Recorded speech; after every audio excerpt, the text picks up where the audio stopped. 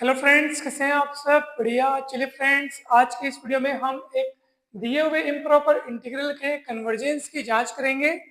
Check करेंगे कि दिया हुआ इंटीग्रल कन्वर्जेंट है कि नहीं। ठीक है दोस्तों, तो काफ़ी इंपॉर्टेंट क्वेश्चन है ये, अनेक बार एग्जाम में पूछा जा चुका है। और चलिए दोस्तों, जल्दी से शुरू करते हैं। मान लीजिए ये जो इंटीग्रल आपको दिया हुआ है, सबसे पहले उसको अपन आई मान लेते हैं। I is equal to integration 0 से 1 log x upon root over 1 minus x square d x. ठीक है। अब यहाँ पर जो इंटीग्रेट है, यानी कि जिसका यहाँ पे इंटीग्रेशन हो रहा है, तो इसको अपन फंक्शन एफ एक्स मान लेते हैं। तो f x is equal to log x upon root over 1 minus x square. ठीक है दोस्तों, अब जो लाइनें लिखी हुई है वो बहुत ही इंपॉर्टेंट और समझने योग्य है। देखो यहाँ पे क्या लिखा हुआ है, here zero is the only point of infinite discontinuity, यानी कि जीरो जो है वो एकमात्र ऐसा बिंदु है जो इस फंक्शन के लिए पॉइंट ऑफ इन्फिनाइट डिस्कंटिन्यूटी अर्थात अनंत असांतत्य का बिंदु है। तो ऐसा क्यों दोस्तों, ऐसा क्यों लिखा है? क्योंकि देखो, आप x के स्थान पर जब आप शून्य रख करके देखोगे, ठीक है, x के स्थान पर आप जीरो रखने की सोचो जरा, तो log zero upon root over 1 minus zero square, तो 1 माइनस जीरो यानी तो 1 होगा। तो ये वाले से हमको कोई दिक्कत नहीं है, परंतु यहाँ पे जब आप x का मान शून्य रखने की सोच रहे हो तो log जीरो का मान होता है माइनस अनंत। ठीक है, यानी कि साफ साफ पता चल रहा है कि जीरो इस फंक्शन के लिए पॉइंट ऑफ इन्फिनाइट डिसकंटिन्यूटी है, इसलिए हमारा जो कार्य है वो जीरो के लिए होगा, ये निश्चित हो चुका है। साथ ही साथ यहाँ पे क्या लिखा है दोस्तों, f x is negative in interval 0 1, so we replace f by minus f. दोस्तों ये लाइन बहुत इंपॉर्टेंट है, इसका एक एक कारण आपको क्लियर किया जाएगा। ध्यान से देखिएगा कि भाई यहाँ पर जो इंटरवल लिखा गया है वो सेमी ओपन इंटरवल क्यों है।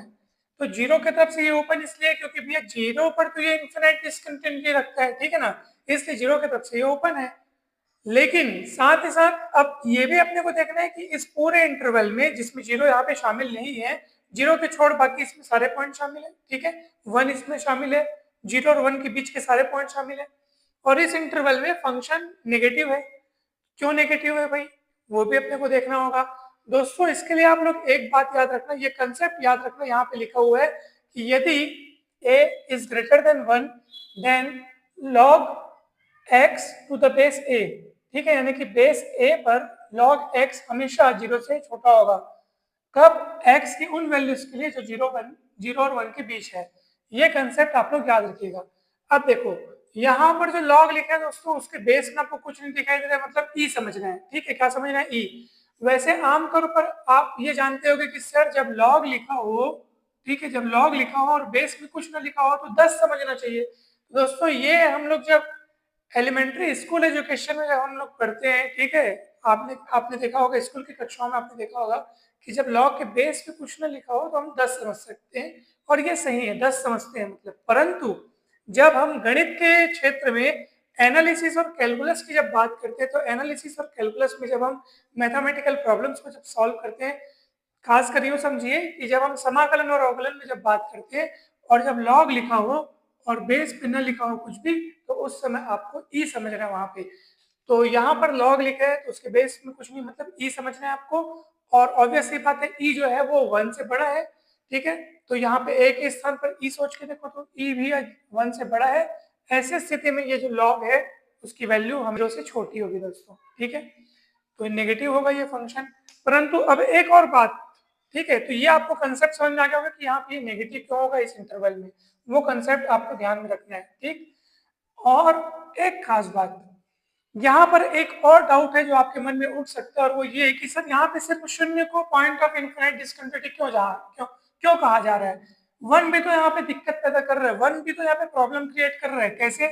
आप बोलेंगे सर आप x के स्थान पर 1 रख के देखो, तो देखो log 1, ठीक है, आप खुद सोचो, x बराबर 1 पर आप रख के देखो तो log 1 का मान शून्य, और x के स्थान पर यहाँ रखोगे तो 1 माइनस 1 ये भी शून्य, तो शून्य बटे शून्य, यानी कि ये तो अनिर्धारित रूप हो गया, इनडिटरमिनेट फॉर्म हो गया, है ना भाई। और यहाँ पर हम लिख रहे हैं कि केवल जीरो एकमात्र ऐसा बिंदु है जो इन्फिनाइट डिसकंटिन्यूटी वाला पॉइंट है, तो इसका अर्थ 1 इन्फिनाइट डिसकंटिन्यूटी वाला पॉइंट नहीं है। तो जी हाँ दोस्तों, 1 इन्फिनाइट डिसकंटिन्यूटी वाला पॉइंट नहीं है।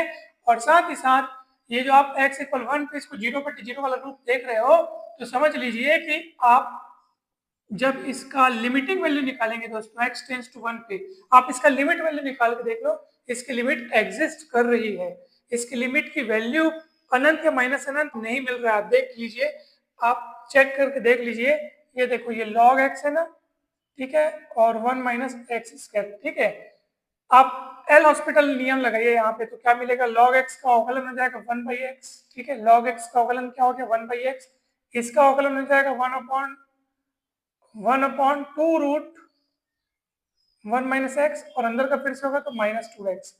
ऐसे स्थिति में 2 2 कटेगा, ये पलट के ऊपर जाएगा, तो root over 1 minus x square और एक्स स्क्वायर, ठीक है दोस्तों। तो अब आप सोचो, अब आप इसमें, है ना भाई, ये अपन लिमिट x टेंस टू 1 तो लगा ही हुआ है, लिमिट x टेंस टू 1 लगा, अब आप 1 लगा के देखो बोला, तो 1 माइनस 1 जीरो, और यहाँ 1 लगा के देखोगे तो 0/1 यानी 0, कुल मिला के 0 मिल रहा है, मतलब 0 मिल रहा है, मतलब फाइनाइट वैल्यू अपने को मिल रही है, लिमिट एग्जिस्ट कर रही है, ठीक है। x टेंस टू 1 का मतलब होता है कि x 1 की ओर प्रवृत्त हो रहा है, x 1 की ओर पहुंच रहा है, ठीक है दोस्तों।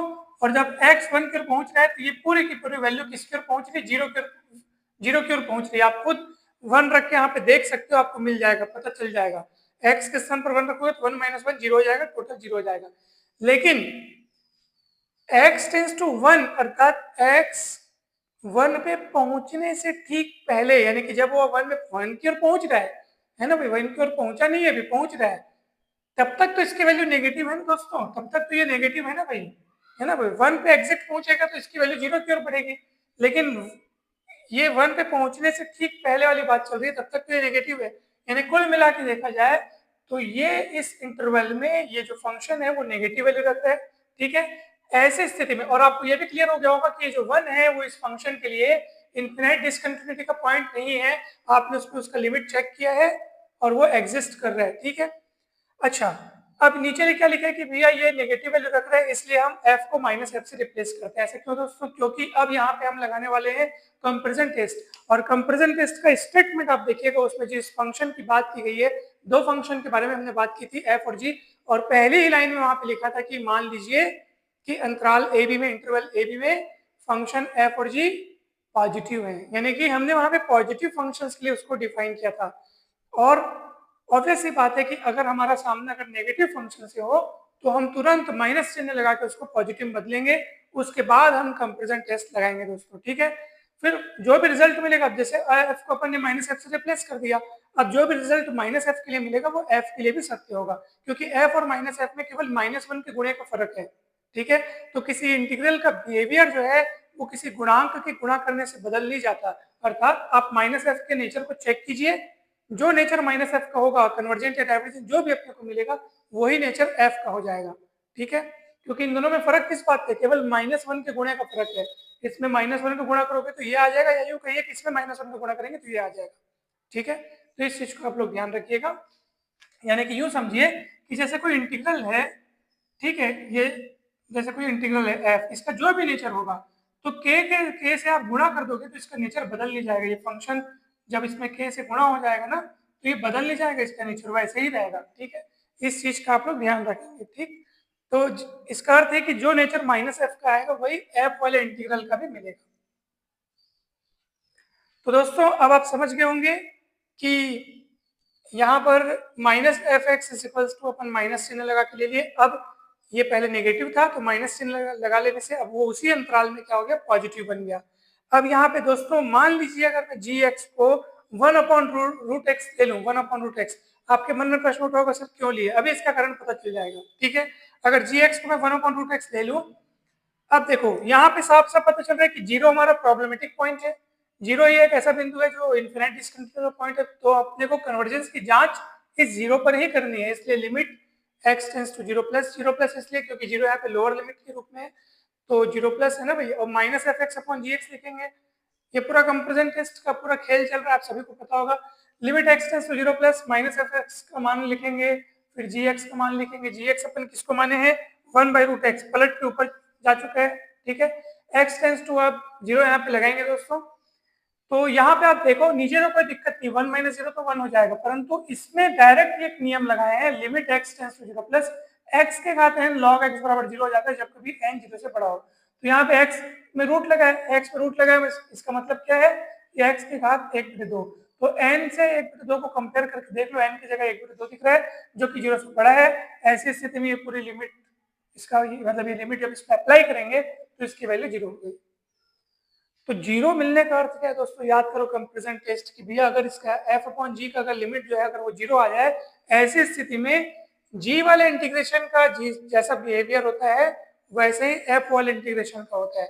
तो कंपैरिजन टेस्ट से अपने को gx वाला जो इंटीग्रल है 0 to 1 gx dx, वो उसका नेचर अब ये कन्वर्ज कर रहा है। कैसे पता चला कन्वर्ज कर रहा है भैया, क्योंकि आप देख लो इसमें, देख लो आप इसका नेचर देख लो, 0 से 1/√x dx, तो यहाँ √x है, इसका मतलब घात में कितना हो गया 1/2, और 1/2 x से छोटा है, और n इज लेस देन 1 के लिए ये इंटीग्रल क्या होता है, कन्वर्जेंट होता है। ये नियम आप लोग याद करो, 0 से a dx अपॉन x की घात n इज लेस देन 1 के लिए कन्वर्जेंट होता है।